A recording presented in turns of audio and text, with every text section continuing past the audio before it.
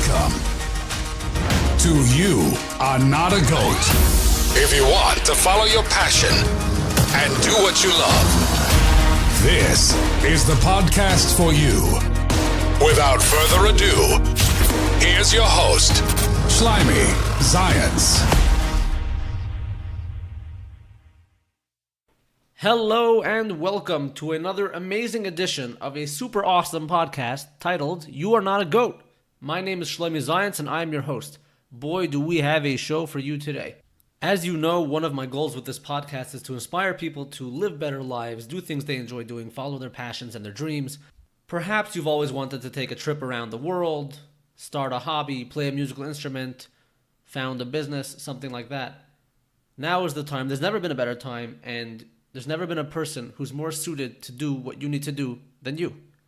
You were born an original and you don't want to die a copy. So please, please, please start something. I want to get feedback from people saying, you know what, I did something that I've always been wanting to do. I've done it now. That's what the point of this podcast is.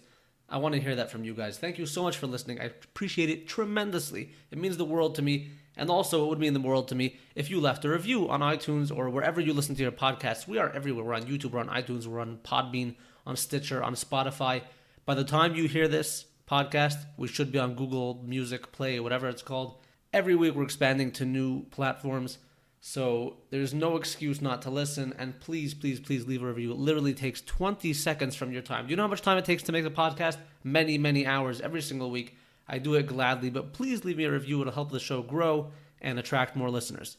Anyhow, this week we have an amazing interview which I conducted a couple of weeks ago, months ago, with a fellow named Aaron Krause. Aaron Krause is the founder and CEO of Scrub Daddy. Scrub Daddy is a company that makes sponges. Their sponge is famous all over America. It's America's most favorite sponge. And he turned it from literally a product that he invented years back. It sat in his garage for years. Invented, all ready to go, but he just didn't think people would like it. And then he turned this into a massive, massive, massive company worth over $100 million. And it's crazy because I know that I've had ideas years back, and I thought, I should really do something about my idea. This is a good idea. I think people would like it. And then I just sit on it for a couple of years, don't do anything. And very often, this could be a good idea that I'm sitting on, but I just don't do anything about it. And I'm sure many of you have experienced the same thing, where you're doing something or you have an idea for something, and you just put it on the back burner. You don't deal with it. And it's unfortunate because Aaron Krause turned a company into a massive, massive profit maker from a product that he left sitting in a box for 5 years. And perhaps you can do the same. Maybe you've done something. Maybe you've invented something. Maybe you came up with some idea that has never been done before. And if you don't act on it soon, someone else might get that idea. That would not be a good thing. You want to make the money. You want to have the success. So please act on whatever you have. All your ideas, perhaps inventions or anything like that. Don't wait till tomorrow. Just do it today. And please listen to this interview. Enjoy it. Tell your friends. And without further ado, here is Aaron Krause, founder and CEO of Scrub Daddy.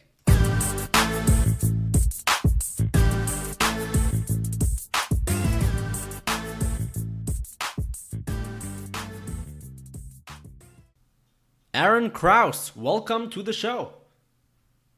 Thank you so much. I also am affectionately known now as the daddy of the Scrub Daddy, and I'm excited and honored to be here. We are honored to have you. Just as we start, can you tell me a little bit about your background, where you're from, and the like? Of course. So I was born in the western suburbs of Philadelphia, in an area called Wynwood, Pennsylvania, where I grew up and attended Akiba Hebrew Academy. I studied Hebrew, Bet Midrash, Jewish practice, Jewish ethics, and Jewish calendar, in addition to all the rest of my regular studies. So for a while, I spoke Hebrew pretty fluently, and it's had a large impact on my life. And my two children currently attend the Barak Hebrew Academy, which is actually the same school which was renamed about 10 or 15 years ago. So I'm a big part of the Jewish community here, and my children are just about to have their B'nai Mitzvot. Very nice, Mazal Tov. So what's your work background before all this started? Well, It's interesting. I come from a family of major overachievers. My dad is a cardiac surgeon. My mom's a pediatrician. They went to some of the best medical schools in the country. My older sister graduated #1 out of high school, #1 out of University of Pennsylvania, #1 out of Stanford Law School, and she is now a Third Circuit Court of Appeal judge. She is one heartbeat away from becoming a Supreme Court justice. And my younger sister went to Cornell and Duke, and she's a PhD. And I kind of took a different path. For a while, I was the black sheep of the family. I always was more into sports than I was into just cold academics. And I also found a passion for cleaning. When I was younger, my dad started taking things away from me for my birthday presents instead of giving me presents. So in my 13th birthday present was, from now on, you buy your own sneakers. And when I asked him how the heck I was going to do that, he said, well, you can, clean your room is worth $1. You can vacuum the floor is worth $2. Do the dishes is $3. And washing the car would earn me $10. And so I became a really professional car washer. I would do my parents' cars. Then I started walking around the neighborhood, knocking on people's doors, and I started washing all these people's cars in the neighborhood, mostly because a lot of these kids went to my mom as a pediatrician. So when I knocked on the door, they knew who I was. And I built up a following of about 300 people. And so when I graduated Syracuse University in 1992 with a degree in a minor in marketing and a degree in psychopharmacology, my parents asked me, what are you going to do with your life? And I said, I'd like to start my own business. And they were like, wow, that sounds great. What kind of business? I said, well, I've been washing cars since I was a kid. I think I'll start a hand car washing business. So you can imagine two professional Jewish parents. My mom was crying. My grandmom said, you can disown him. And my dad said, son, you have until the end of the summer to make it into a legitimate business and get it out of my garage. And that's what I did. And he actually also said to me, however much money you can save up in a bank account, I will loan you at 2 points higher than the bank because you're a bad credit risk. And that's how I started my first business called Dedication to Detail in 1992, washing and waxing cars. And in that business, one day I discovered that the polishing pad that I was using was not the right shape. I actually damaged a car because I was trying to get around the mirror, and the pad was not shaped properly. And I didn't blame my skills. I blamed the shape of the pad. And I had an idea of what this product should look like, and it would do a much better job. And I ended up patenting that, and I ended up figuring out a way to manufacture that. And by 1994, I was actually washing cars during the day and making buffing pads at night and selling them. And after we started selling them, it only took about 6 months. We were selling them all over the world. And I sold the car washing business, and I started mass manufacturing buffing pads. And that business from 1994 until about 2007 just grew exponentially. I found out that I had a knack not just for running a business, but also for inventing. And I started inventing all kinds of products and processes around this buffing pad. And in 2000, I invented the first quick connect, disconnect, double-side reversible buffing pad that was automatic centering. And that really changed the world in terms of my industry. And by 2007, I was taking a large piece of the market share from the largest manufacturer of buffing pads in the world, which coincidentally is one of the largest companies in the world called 3M. And right. 3M, as you know, makes everything from Scotch tape to filters, but they also make everything in a body shop and all the chemicals, and they make the spray guns, they make the masks, and they have a huge buffing pad business. Okay. And they came to me in 2007 and said, we would like to talk about acquiring your business. And that turned into a 1-year fight where we would argue every day about the price. And we ended up coming to an agreement where a bunch of products that they didn't want, including a brush that cleans the buffing pad and an apron that I invented that has cord holders on it, and a stupid little hand scrubbing sponge called Scrub Daddy that they didn't want. We removed those from the deal, and I sold the company in 2008 to 3M. which was a huge turning point in my life. I went from working like a dog and never making money till I finally actually had money and I had a nest egg, and I actually became a developer and a consultant for them for the next 5 years. And this little product that was called Scrub Daddy, we ended up putting it in a box and labeling it scrap because we really weren't selling many of them. And then when 3M didn't want it, I kind of gave up on the whole project. Scrub Daddy was invented as a way to clean my dirty hands. And then I thought, well, I like it so much, let me try to sell it to the body shops those guys' hands must be getting dirty. And no one wanted to pay $4 for a hand scrubbing sponge. So we did put it in a box and I labeled it scrap. 5 years later, in 2011, my wife was nagging me to clean the lawn furniture. And I started out using a traditional green scouring sponge that has the yellow, smelly, stinky sponge on the other side. Right. And it started scratching the paint off of it. And I said, I can't use this. And that's when I remembered that I had a box of these old, rough scrubbers sitting in the factory. So I brought them home and I started scrubbing the lawn furniture with them. And that particular day happened to be 50 degrees outside, Fahrenheit. And so I didn't want to work outside in cold water. So I made the water like a bucket of really hot, soapy water. And when I plunged the sponge into that warm water, it went completely soft. It lost all of its scrubbing capabilities. And I thought, wow, that's really interesting. I didn't know that this did that. And it was advantageous because when it was soft, I could fit it between the slats in the chair, and I could fit it in and mold it into smaller areas. But as I was scrubbing, it was 50 degrees outside, and the product started crystallizing and getting harder in my hand. And the harder it got, the better it scrubbed. So I actually went and made a bowl of ice water, and I would dip it in that, and I would really scrub hard. And then when I needed to be softer or rinse it off, I would put it in the warm water. And that's the first time I discovered that this product that we had invented for scrubbing hands actually had a texture-changing quality. And it also rinsed so clean that I didn't even throw out the one that I scrubbed all the lawn furniture with. I put it at my sink, and that night I started doing the dishes with it. And I had made these 2 eye holes, not to look cute, and at that time there was no smile face. It was just 2 holes. And those holes were for cleaning your fingers. For, if you were scrubbing your hands, you would stick your finger in one of the holes and spin it, and it would clean all the way around your finger. And the 2 holes were so it would hold onto your hand, and I cut some ridges on the top that now kind of look like hair to get underneath my fingernails. So I was doing the dishes, and I picked up a cup. And normally you hold a sponge around the outside, and it makes it difficult to get into small areas like cups and bowls and mugs and coffee pots and muffin tins. And then you start to look around your kitchen, and all the things are round. Very few things are actually with corners. Right. And so why our sponges are all rectangular, it seems wrong. And this was like the most advantageous way to clean with. And then I put my fingers in the eye holes. I got all the way to the bottom of the cup. And I pulled it out and looked at it, and I was like, oh, my God, if it had a smiley face, I could clean the silverware on both sides at the same time.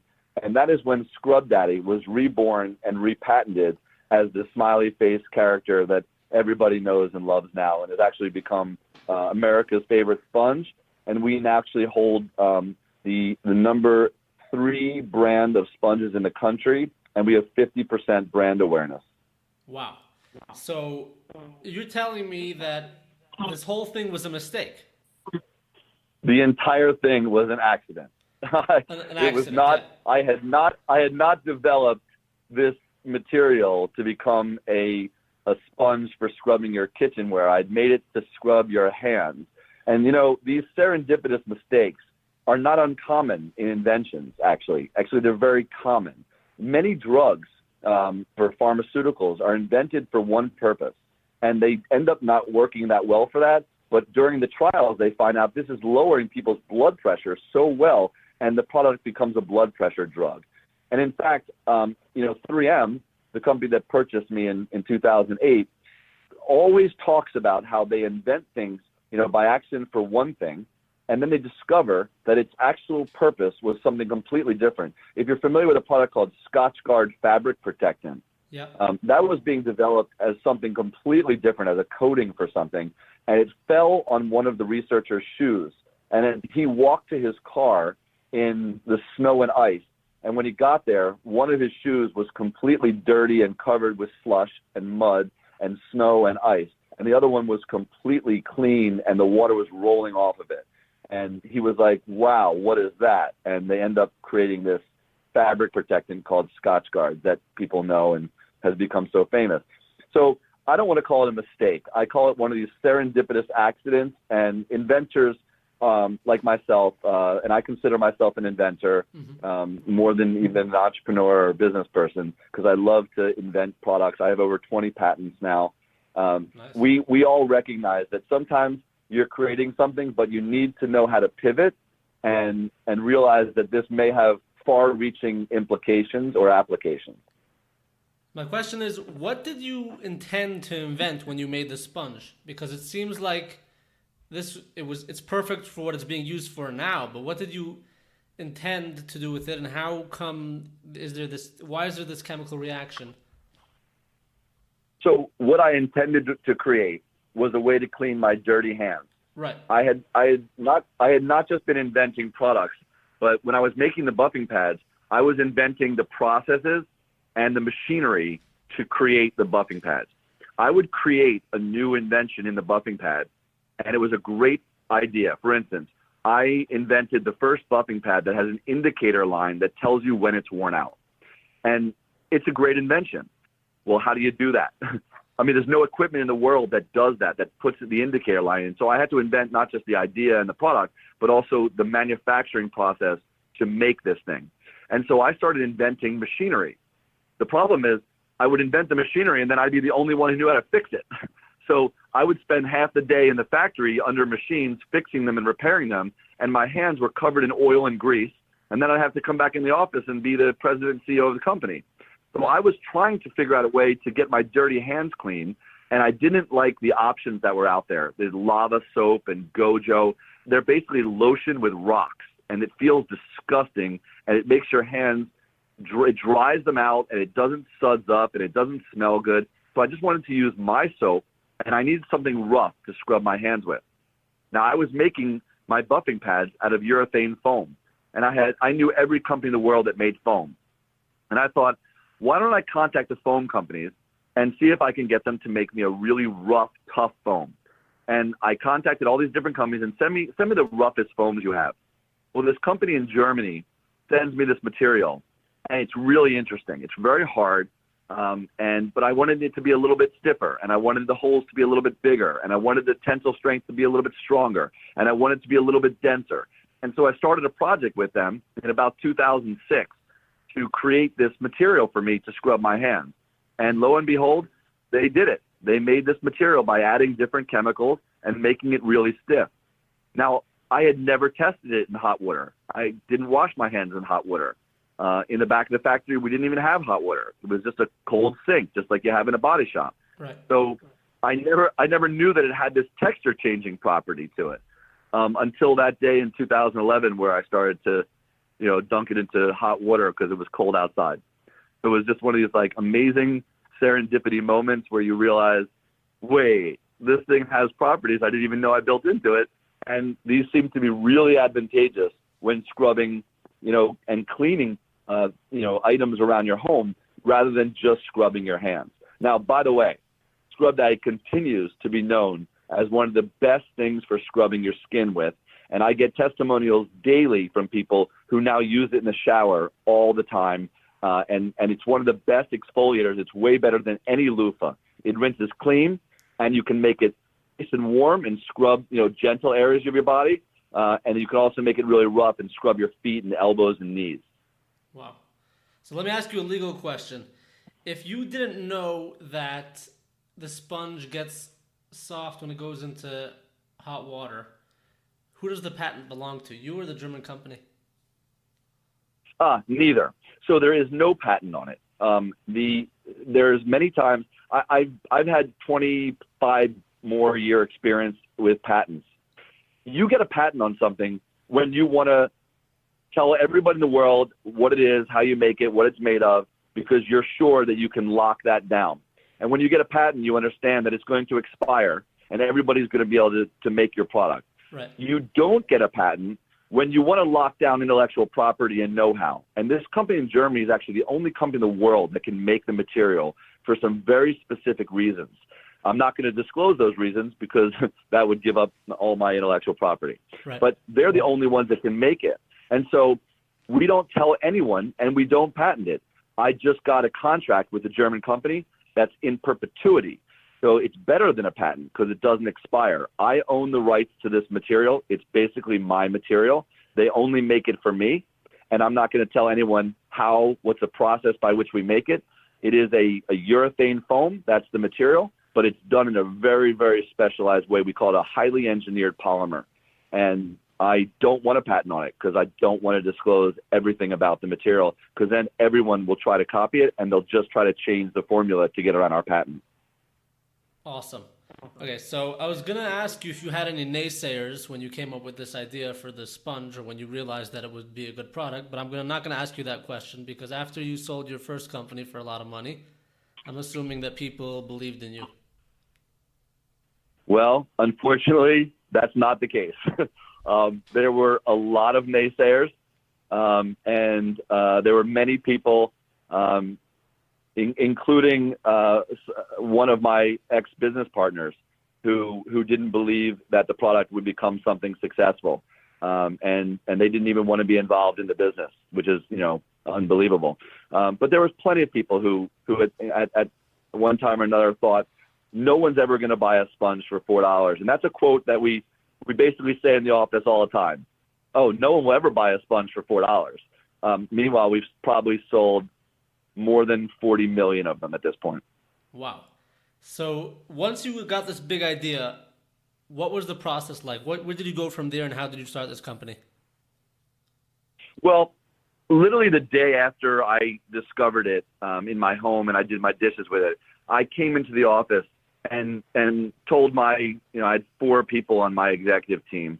And I said, listen, you're going to think I'm crazy, but that sponge that's been sitting in the back of the factory for the last, 5 years collecting dust? The ones that you didn't want. I think it's the greatest kitchen scrub. Yeah, the ones that no one wanted. It's been sitting in the back of the factory, and I think it's the greatest kitchen scrubbing tool in the world. Take it home. Everybody take it home and let me know your thoughts on it. So 2 weeks later, we reconvened, and my office manager, who now is the senior vice president of corporate operations for Scrub Daddy, he married a girl from Thailand. And they cook every night very exotic sauces, stuff that stains normal sponges all the time, and he throws sponges out all the time. Right. He said, I will never use another sponge. It's incredible. It always rinses clean. It never smells, and it doesn't scratch anything. And my engineer, who's Russian, he is very negative about things. If you've ever met some straight-off-the-boat Russians, they're pretty hardcore and cold, and his personality matches that perfectly. And he was like, look, I hate everything, but I kind of like this. And I was like, wow, that's like, if you say that, that's huge.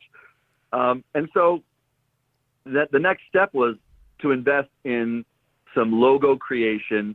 We already had a name. It was named Scrub Daddy already in 2007 when we were trying to sell it as a hand scrubbing sponge for body shops. So we already had the name. Right. But we needed to make a really good logo. We needed to make packaging. We needed to, figure out how this product was going to be on the shelf. And so I invested about $100,000 into all this branding and all these different assets.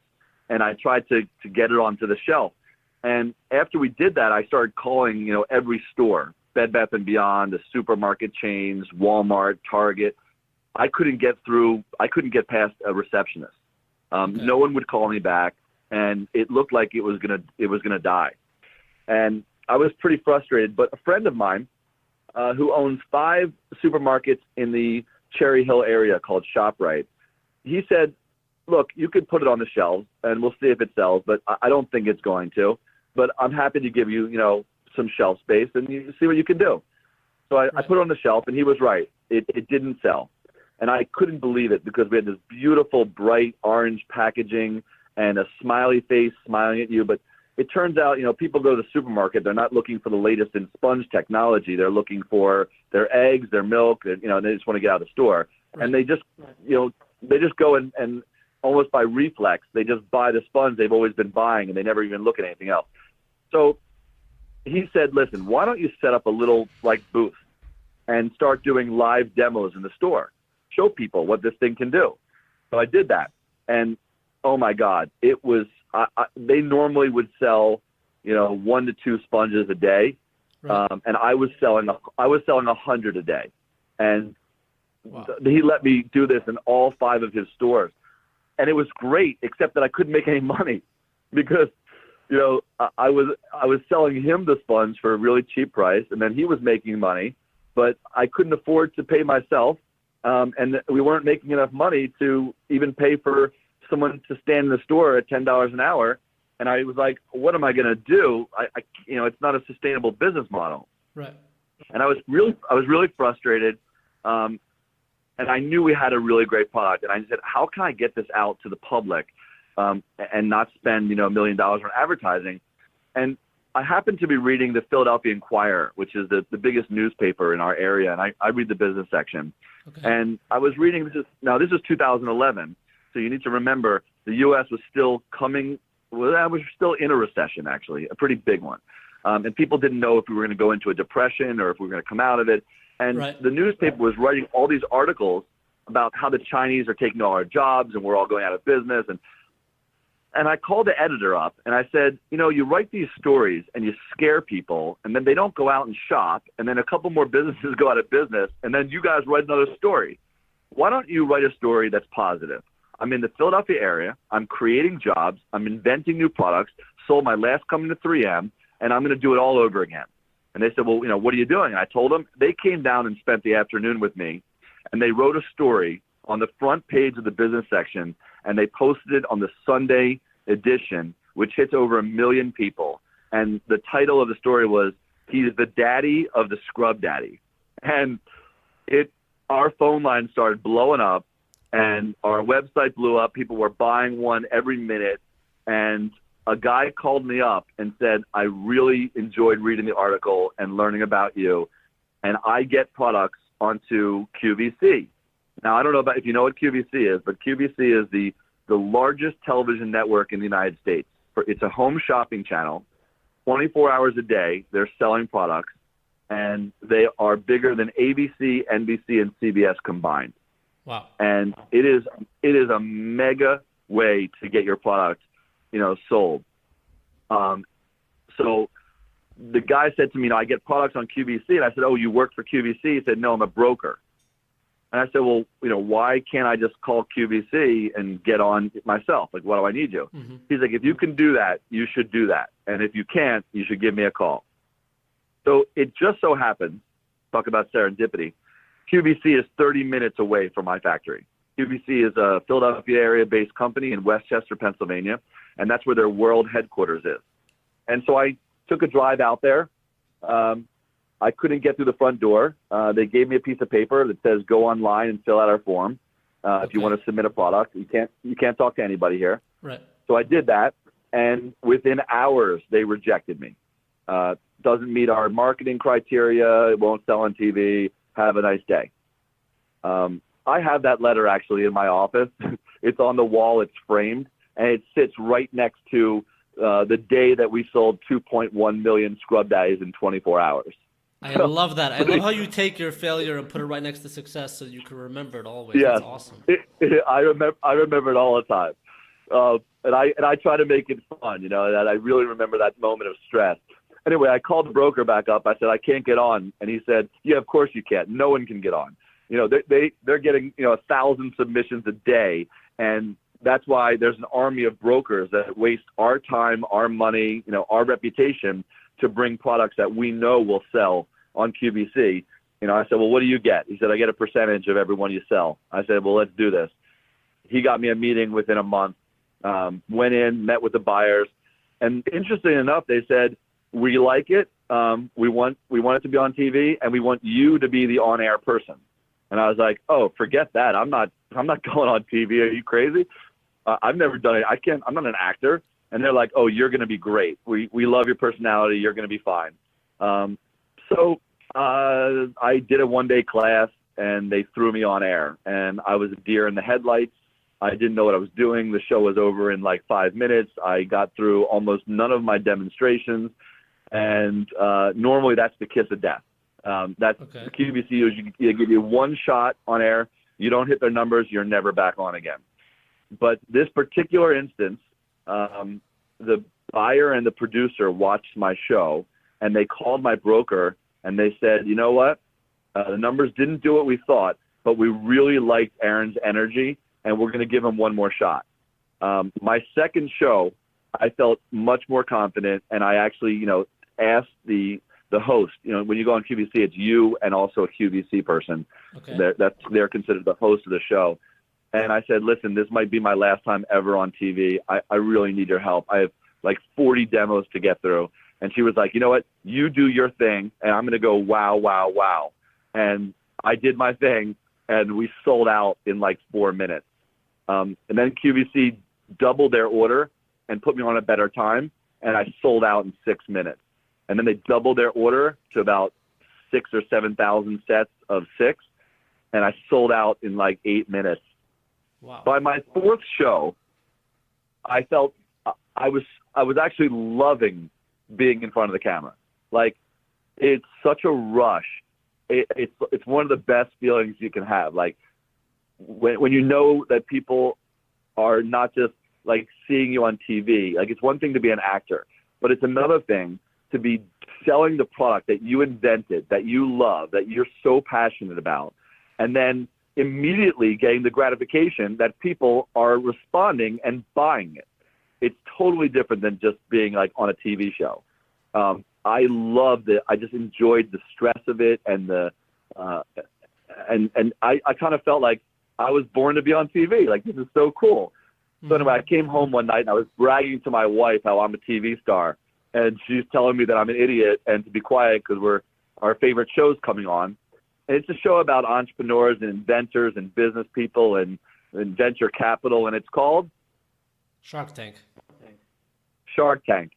And I'm watching these people who have no business representing their product on a national TV show literally ruin their opportunity in front of, these people, their one chance in life to like make something huge. And also, show it to the rest of the world. You got 10 million people watching this thing, and you even if the sharks don't like it, if you make a great presentation, the people might like it.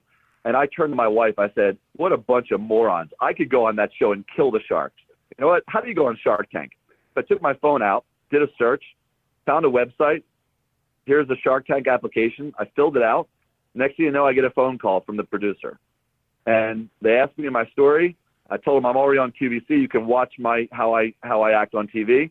That led to like 2 months of interviews. And after 2 months of interviews, they flew me out to Los Angeles to do an audition in front of 30 executives from Sony and ABC. And that was actually scarier than being on Shark Tank. There's like 30 execs behind laptop computers. You don't have any interaction. You just go up and you do your 2-minute opening pitch, and someone stands up and gives you a thumbs up or a thumbs down. If it's thumbs down, they put you in a van and take you to the airport, and it's over. And you spent 3 months like practicing for nothing. Oh, man. And if it's a thumbs up, you go back to your hotel and you film with the sharks the next day. And that's what happened. I got a thumbs up. I got a really funny story, actually. The guy gave me a thumbs up and said, Aaron, that was amazing. Can you do that again? And I was like, oh, are you kidding me? Like, I just gave every ounce of energy I have into this. Like, he's like, not now, tomorrow when you film with the sharks. And I was like, oh, yeah, I could do that again. Wow, that's awesome. And I went back to my hotel, and that was it. And I filmed with the sharks. And I think the rest is history. I got a deal with Lori Grenier, they call her the queen of QVC. And she's a fantastic partner, and I love her. And, she's involved with the business anytime I want. I can text her right now, and she'll text me back. I called her actually the other day. She just picked the phone up. She's like, I'm on vacation, but I'll take your call anytime. Wow. And what was the reaction like when you went on the show? How did the sales do? Well, the night that we aired, we had over 30,000 hits on our website, and we sold about $1 million of product that day. From that point on, it never stopped. We started getting calls from every retailer. All the ones that I couldn't get in called me. Bed Bath & Beyond, Walmart, Home Depot. They all called me. we want this product in our stores. And it was perfect because at that point I was negotiating, from my perspective. It wasn't like, please let me in, please. And I'm like, well, we want the price lower and lower and lower. I was like, well, no, like this is our price. Like, if you don't like it, it's fine. We'll sell it somewhere else. We got into all the Bed Bath & Beyond, started selling like crazy. And, we've grown the company from a single SKU. We now have over 30 products. We have Scrub Daddy, Scrub Mommy, Scour Daddy, Eraser Daddy, Sponge Daddy. We have we have holders for it. We have the Daddy Caddy, the Sponge Caddy. We just launched our new product called Scrub Daisy, which is a dish wand system. We are just, expanding the line all the time. And, at this point, my invention process is like every day we're inventing a new product and adding it to the line. It's absolutely a dream come true. And I have one of the most wonderful teams of my closest people in the business they've either been working for me for 15 years or more, and they're like some of my closest friends. But my actual best friend who went to Akiba Hebrew Academy with me is the Senior Vice President of Corporate Strategy. My wife is in the business. My brother-in-law is in the business. So it's a family affair. Nice. And how many employees do you have right now? I think we have about 65 employees now in our Fulcroft, Pennsylvania location. We have 80,000 square foot facility, 2 different buildings across the street from each other. And it's a lot of work, but all the people who work here are really well taken care of. And one of the things I pride myself in is how we treat the people that work for the company. I cover 100% of everyone's health insurance in a gold plan. And wow. We have 401k, profit sharing, defined benefits plan, paid time off. I cater lunch for all the office staff every day. So we really try to take care of the people who work here and make it a career, not a stop along the way. Sounds like an awesome place to work. It is. It's a really fun place to work. I really feel like I've kind of taken my personality and just turned it into a business. We have our lunchtime where we have like all the people from the office, which is about 20 people, is very collaborative. We all get together and everyone shares like what they're up to, what they're doing, and then it always turns into like a geek out session with like, oh, what are we doing next for marketing? And someone's like, I have a new idea for a product, and it is a really, really fun place. It's very high energy and it's very high stress because we're growing so quickly, and we're also we're very visible to the public. We keep getting on television ads and keep getting on magazines and newspapers like yourself. And so we're always in the public eye. So there's a lot of stress on the company, a lot of people working hard to keep up with our growth and to make sure our products are the highest quality. But at the same time, it's extremely rewarding. Right, and your stuff is made in Germany or in the United States? I'm a little bit confused about that because you said you have a facility in. Well, that's correct. It's very interesting actually. So again, the material is all from Germany. The material that makes Scrub Daddy, we call it Flex Texture. Right. That is a German material, but we actually ship that material into the United States where we do all the cutting, the laminating, the packaging. So the product is actually made in the USA from exclusive German material. And now that we're selling around the world, we sold over 500,000 sponges in Germany, just in Germany last month. And wow. It doesn't, obviously doesn't pay us to ship it to the U.S. and package it and then ship it back. So that's all being done in Germany by our German distributor. And now that distributor is also supplying France, UK, Sweden, Denmark, and Norway. And then we're selling in Korea and Hong Kong and soon to be in Vietnam and Thailand. And so we have a facility in Shanghai and in Hanoi that gets the German material and then, cuts it and packages it in their languages and then sells it in their country. So wow. It's really turning into a global affair, not, is this made in America? It's a combination of lots of stuff. It's German material, American ingenuity, and, other distributors around the world who are helping to sell it. Are you selling in Israel? We are currently working to get it sold in Israel. We have not found the right partner. We're trying very hard, but I'm very, very picky about who represents our brand. So I've gotten, I get calls from people every day. But if you send me an email from a Gmail account or a Yahoo account, I want to be your distributor, you've already disqualified yourself. You need to be someone who is a distributor of grocery packaging, grocery products or sponges or cleaning products already. Right. And you already have the distribution network set up and you're a reputable company. I need to be able to do a credit check and see that, you pay your bills. So I've got so many people from Israel that have, sent me emails and they want to be our distributor, but they don't have the right qualifications. So we are talking to a couple of them. They're currently being vetted. And one day we will have a very strong distributor in Israel. Sounds good. Now, can I ask you, how much money have you done in sales? Well, we don't really share we're a private company, so I don't share our exact financials. I can tell you that since we aired on Shark Tank in 2012, we've done $150 million in retail sales. Wow.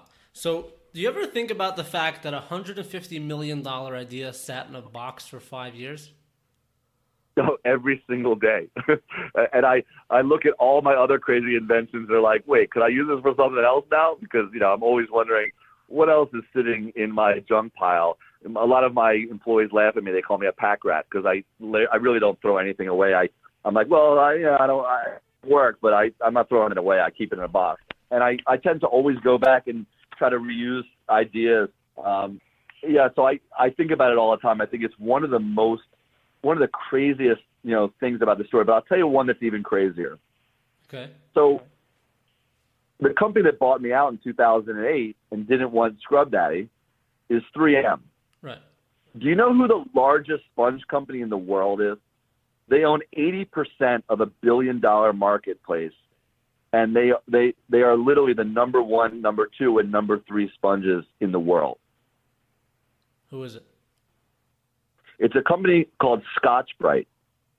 Have you ever heard of Scotch-Brite sponges? Yeah. So the number 1 is Scotch-Brite, and number 2 is Ocello, and number 3 is a product called Dobie, which is a scouring pad. Those are the top 3 brands. They sell 80% or more of the world market share.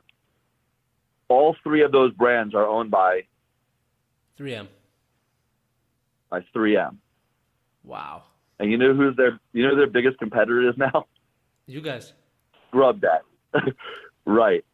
So I think it's even more crazy that there was this sponge that I had invented for cleaning your hands. And 3M was like, we don't want that sponge. You have no sales in it. It's, we don't think it's going to be anything big. We want it removed from the deal because we're not going to pay you what you want for it. Because I had a patent on it. So we probably didn't. You asked me, do I have a patent on the material? I don't. I told you I don't want to have a patent on it. But I do have 2 patents on the shape. So I own the smiley face sponge shape, and I have a patent on that. No one else can make that smiley face sponge shape, and I also own the trademarks on that shape. Nice. When you said that the Scrub Daddy sat in the box for 5 years, do you think it was just the right time for it to come out, or do you think had you brought it out earlier, it would have been successful as well? I'm going to have to say that timing in business is everything, and if I had brought it out, much earlier, it would absolutely not have been successful. 5 years earlier, there was no such thing as Shark Tank. I couldn't have gotten on that show. I wouldn't have partnered with Lori Grenier from QVC.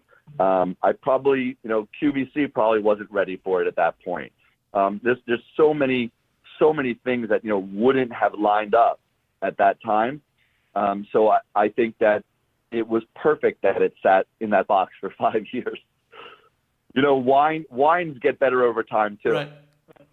It sat in the box, fermenting for 5 more years, and Scrub Daddy became, what it was intended to be. It just took a little bit more time. It never would have been what it is today if I had, just started selling it and trying to sell it back then. All of the stars hadn't lined up at that point. Right. And what's the best thing that Lori has brought to the business? Oh, there's so many things. I'm going to say her PR power. So, she gives me advice if I want on packaging designs and from a woman's perspective, and with different retailers she's got great relationships with. But what she really does, she's in the public eye, way more than I am. And even when she's on Shark Tank now, she'll reference us, trying to get another entrepreneur to sign up with her. She'll say, well, have you heard of what I've done with Scrub Daddy? And of course, like as soon as it happens, our website explodes. And she'll go on to Good Morning America, and they'll be interviewing her. So, Lori, what's your favorite deal? What's the best deal you've done? Oh, have you heard about Scrub Daddy? And she gets us she just called me up last week and was like, I'm going to be on a show called The View. I don't know if you're familiar with The View. Yes, of course. It's a show on ABC. So she's going to be on The View, and they're doing a thing called View Your Deal. And Lori gets to pick, a couple of her entrepreneurs, her products. And she does a presentation to the entire audience, and people can buy it, for a discounted price on that day. And she called me up. She's like, oh my God, I want to do, a couple of your new products. What can you offer? And I'm going to be on The View on October, I think it's 15th. And Lori will actually do a demonstration of Scrub Daddy, and we'll have a huge amount of sales, huge amount of publicity. And so if I can say her biggest strength is, she is a constant PR train that is, always out there in the public promoting us and helping us, get more brand awareness. Wow, that's amazing. Yeah, it's amazing. Do you have a few more minutes for just a few more questions? Yeah, go ahead. Okay, so you mentioned earlier in the pre-interview, you were telling me about the colors. What did you do for the kosher consumer, and how has that affected your business? What have you changed or added? Well, we were asked all the time, our customer service line is constantly getting emails, and many times we get them from people who are, shomer kashrut, and they said, can you make, colors? Can you make so I can separate, because I love your sponge, but I need to know which one was for milk, which one is for meat, which one is parv. And right. So we had already decided that we needed to make certain colors because people were using it for more than one area of the home, not just for kosher. They were using one in the kitchen, one in the bathroom, one in the garage. So we needed different colors anyway. And so it was obvious we should just make, some colors that would be perfect for people who have, issues with shomer kashrut. And therefore we made a red one, a blue one, a green one, a white one. And then our other colors are actually, mixed for different holiday seasons, and so that people can keep the sponges separated into different areas of the home. Nice. Now, what's next for you guys? Any exciting new products coming out? Many, many new products. So we are literally on the verge of launching our new product called the Soap Daddy, which is a dual action soap dispenser. So when you need to put soap into your Scrub Daddy, instead of having to, pick up the soap bottle and turn it upside down and squeeze it, you just take the Scrub Daddy in your hand and tap it twice on the top of this beautiful, it looks like a vase with a flower on the top, and it shoots the soap directly into the sponge. And then if you want to put soap into a pan, you just squeeze it, and it puts one drop of soap exactly where you want it to. So that's going to launch probably in early 2019. We're just finishing up the prototypes of that.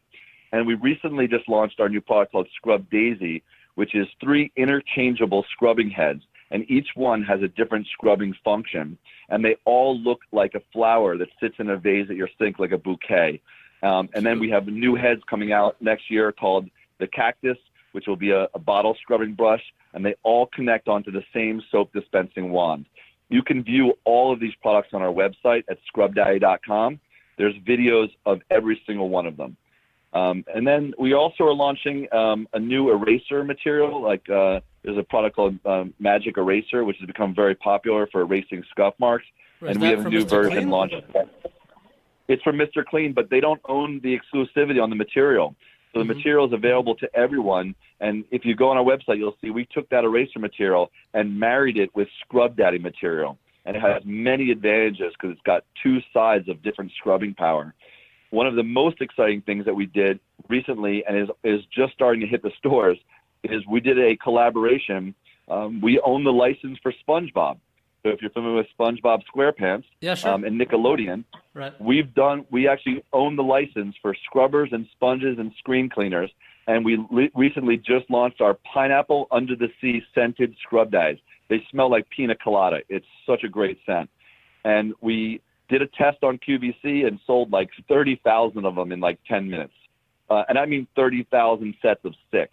Wow. So it was a huge day. In fact, we sold out of all of them, and we didn't have any to get into the retail market. So we just placed a new order, and it's arriving any day now. And they're going to be going into all different stores like Bed Bath & Beyond, Walmart. We presented it to the other day. They loved it. And you'll start seeing this amazing pineapple-scented sponge show up in retailers all over the country. And we're really excited about that collaboration with Nickelodeon and SpongeBob. 3 more questions, if that's okay. Yeah, go ahead. Number 1, what's the worst thing that ever happened to you on this business, and how did you get over it? And so many good things, it's hard to think about what the worst thing is. Biggest challenge. I think, the biggest challenge. I'm glad that you can't find one. That's awesome. Well, there's 2, but there's been so many amazing successes, and it is hard to say that nothing. We haven't had any tragedies that are like, oh my God, you're going out of business. Like, it just hasn't happened like that. Thank God. Mm-hmm. Baruch Hashem, it hasn't happened. But I told you about one of them. One of them was when I did my first QVC show. I didn't get into the real details about it, but I really. I thought that was like the biggest moment of my life. I kind of had always been tape recording myself when I was a kid and asking people to, take videos of me. I used to make funny videos and I tried documenting my whole business career on video. And I remember the camera would come on. I'd be like, is the camera on? I love to be in front of the camera. And this was like my one big shot at like, I was going to be on a national television show and this was going to be the highlight of my life. And I failed. I was scared. I didn't know how to effectively engage with the host so that she didn't take over the show. And when that show ended, my broker, who I told you about, came around the corner screaming at me. I told you not to let her take over the show. You ruined it. That you only sold 40%. It's way below goal. You'll never be on TV again. Pack up your stuff and get out of here. Like, that's what he did. I went home almost suicidal. I was so upset. I literally, I couldn't even, remember the fact that I had sold my business to 3M and had made a lot of money, and I was literally financially independent already, and I was successful in my own right. And here I was thinking I was the biggest loser in the world and that I have no reason to live. And I was doing that sitting on the soccer field.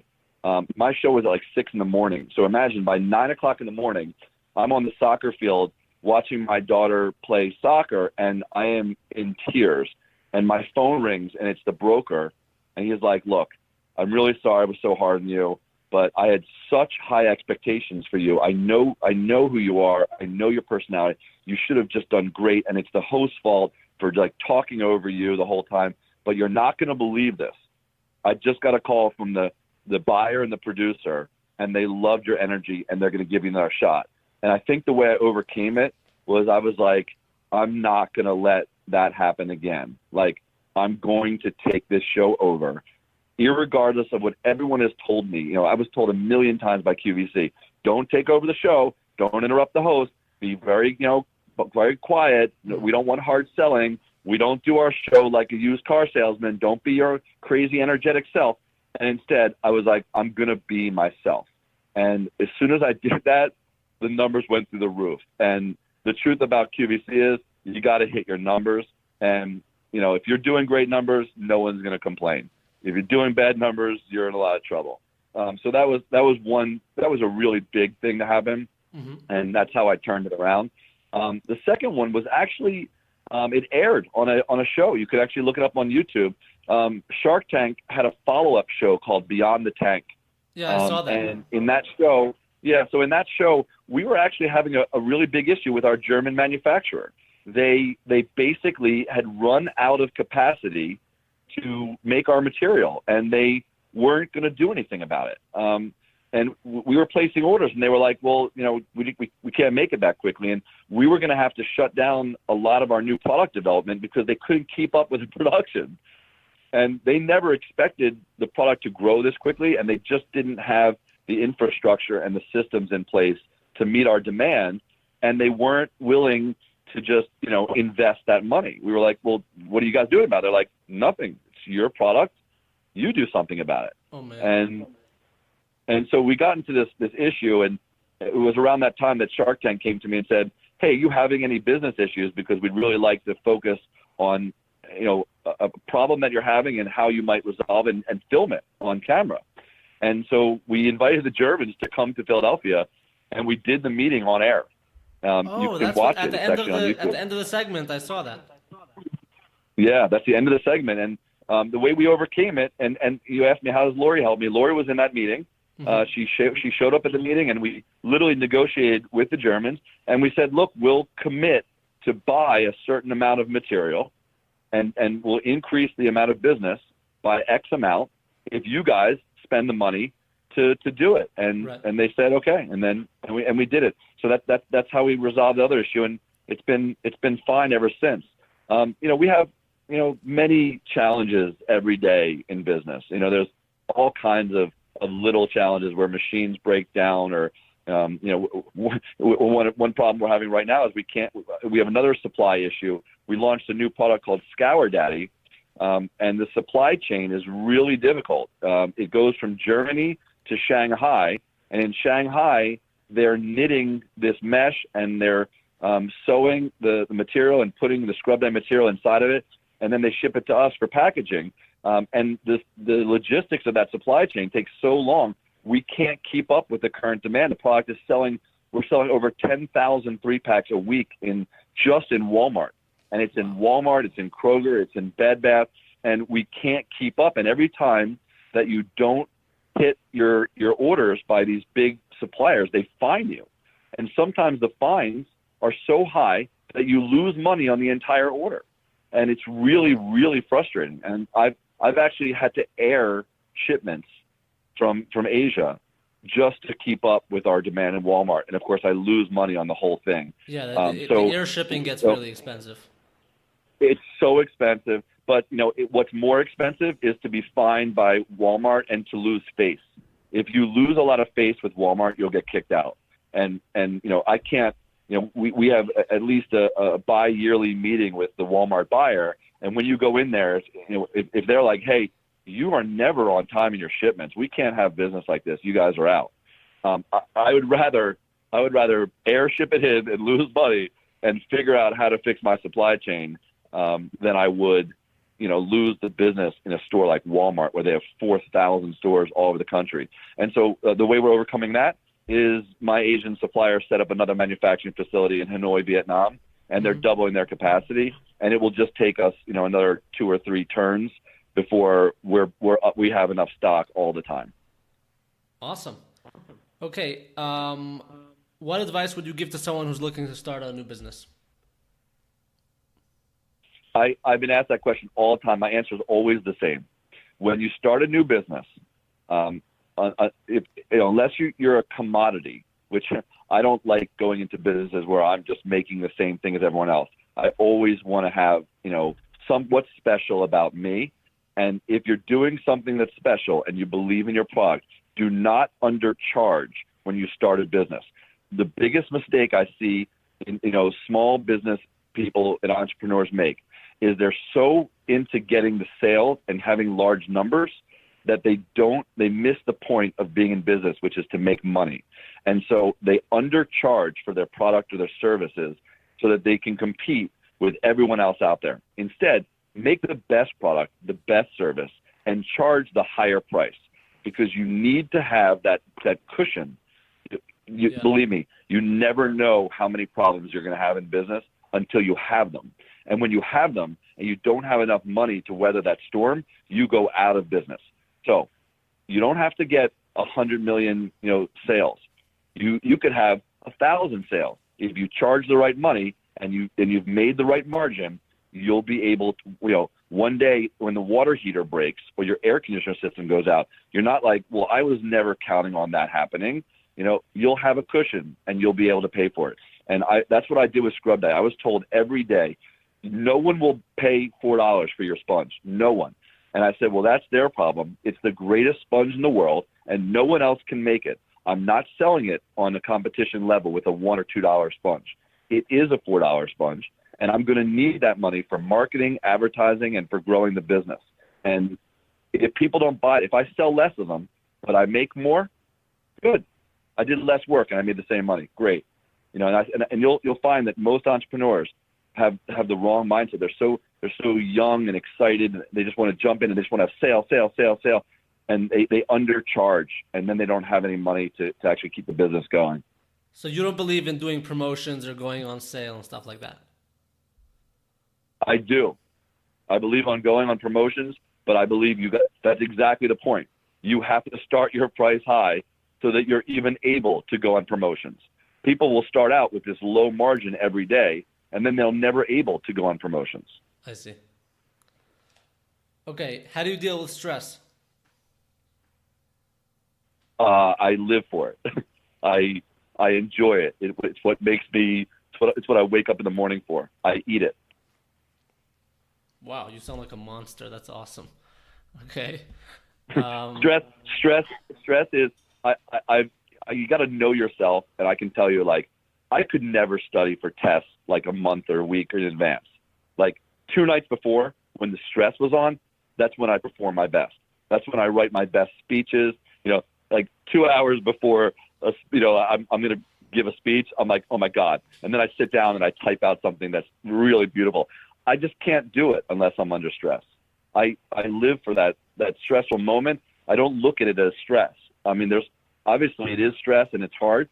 But if you get stressed out by business, I don't see how you can function. Then you shouldn't be in business. You should go get a 9-to-5 job where you're not under the stress of being an entrepreneur is stress, and you should enjoy it. It's a really fun ride. Wow. Well, thank God you've had a really fun ride, and I hope that this interview will bring a lot of inspiration to others. One last question, if that's okay. If you could have a beer with anybody in the world, alive or dead, anyone throughout history, who would it be? Benjamin Franklin. Why? I think he's one of the most prolific inventors, and he was doing things that were so way beyond his time, inventing electricity, inventing bifocals, inventing the first post office in the United States, being a statesman, being one of the people who negotiated the French to help America in the Revolutionary War. I mean, this was someone who could do everything in the 1700s. I would love to hear his thought process, how he came up with these inventions when there was like no internet, no backbone, no email. Like, he did these things. I don't even know how there was no light bulbs. There was no electricity. Like, how did you make bifocals? Like, that's just crazy. I'm just so impressed with what he did. The other one is Nikola Tesla. I don't know if you're familiar who Nikola Tesla is. He actually invented the modern electric grid, and no one even gives him credit for it. He invented the alternating current that the world works on.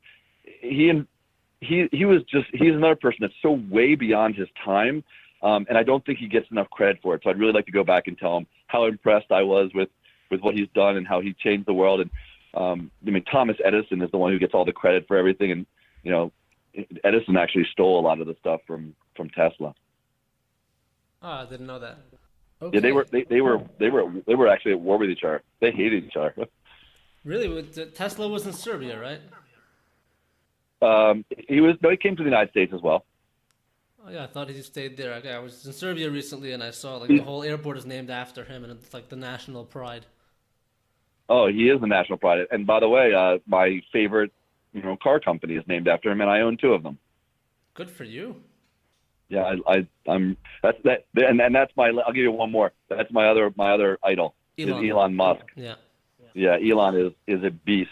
Anything that I think that I am, he's 10 times. He's really No, he's a million times. and he's an amazing thinker. Like the ideas that he's come up with are unbelievable. Unbelievable. He's a visionary like Steve Jobs is. He's like who creates rockets and cars and hyperloops and Solar City and PayPal. Like he could do anything. You forgot about the flamethrowers. Except keep a marriage together. All right. Thank you so much. I appreciate it tremendously. I'm sure our readers and listeners are going to love this. Really inspiring. Excited. I think it's my favorite. Please send me a copy. Oh, for sure. Oh my God. Thank you. That is really, really, I really appreciate that. Thank you so much. My pleasure. I really appreciate you coming on the show. I have a question for you. Sure. Have you used Scrub Daddy yet? I have not. Because it's not available in Israel, I haven't used it yet, but I'm looking forward to it coming, and we're going to be in New York in October and November. I'm definitely going to pick some up. Well, I'll save you the time. Please send your address, and I'll have a package go out to you. Okay, thank you so much. I really appreciate it. My pleasure.